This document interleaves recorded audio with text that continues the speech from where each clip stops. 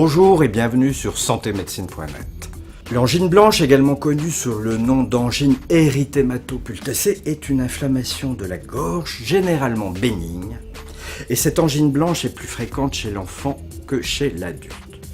Apparaît alors dans ce cas une gorge rouge et douloureuse, des difficultés pour déglutir, une fatigue et une fièvre qui sont les principales manifestations de l'angine blanche. Ces symptômes peuvent être associés à des troubles digestifs, des écoulements nasaux, de la toux et des douleurs situées au niveau des oreilles. Attention, l'angine blanche se distingue de l'angine rouge par la présence d'un enduit blanchâtre sur les amygdales formant des taches. La présence de cet enduit n'a pas d'incidence sur la gravité de l'angine.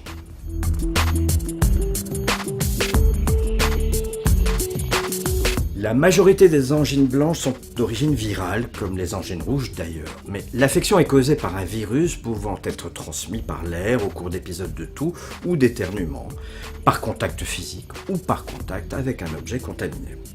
Une bactérie peut également être en cause dans une angine blanche, ou rouge évidemment. Le plus souvent, il s'agit d'un streptocoque bêta-hémolytique du groupe A. L'angine blanche peut être également la conséquence d'une mononucléose. L'angine blanche est diagnostiquée en examinant la gorge et en observant les principaux symptômes. Un test de diagnostic rapide, réalisé au moyen d'un prélèvement au niveau des amygdales et d'une bandelette, peut s'avérer nécessaire pour déterminer la cause de l'angine et le traitement à prescrire.